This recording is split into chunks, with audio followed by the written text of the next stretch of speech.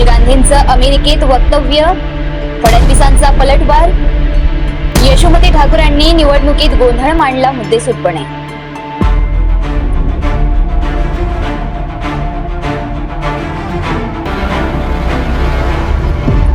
राहुल गांधी हे अमेरिकेच्या 2 दिवसांच्या दौऱ्यावर आहेत.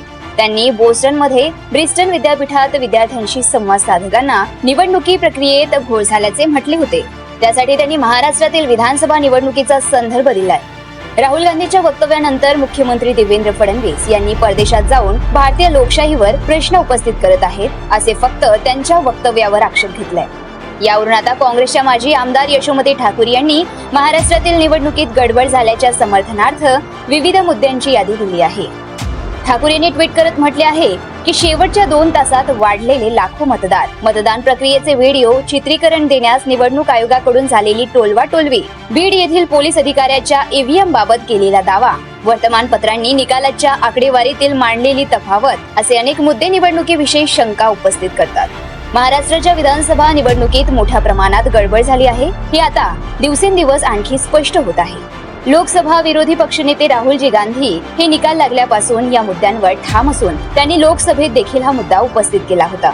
मात्र निवडणूक आयोग प्रत्येक वेळी अशा गोष्टींवर पांघरून घालण्याचे काम करत आहे असा दावा देखील ठाकूर यांनी केला आहे. फ्रॉड जनतेच्या समोर येईल. राहुल गांधी यांनी केलेल्या वक्तव्यानंतर भाजपाकडून त्यांच्यावर टीका करण्यात येत आहे.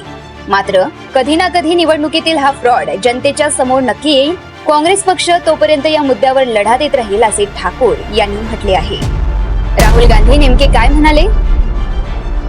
राहुल गांधी म्हणाले, निवडणूक प्रक्रियेत घोळ आहे. महाराष्ट्राच्या निवडणुकीत सायंकाळी 5:30 ते 7:30 या 2 तासात 65 लाख मतदान हे अशक्यच आहे. कारण एका मतदाराला मतदान करण्यासाठी साधारण 3 मिनिटांचा वेळ लागतो. एवढे सगळ्यांनी मतदान केले असते तर पहाटे 3 पर्यंत मतदानाची प्रक्रिया चालली असती आणि मतदान करायला 4 वाजले असते. तुम्ही अजूनही YouTube चॅनलला सबस्क्राईब केलं नसेल तर ते लगेच सबस्क्राईब करा.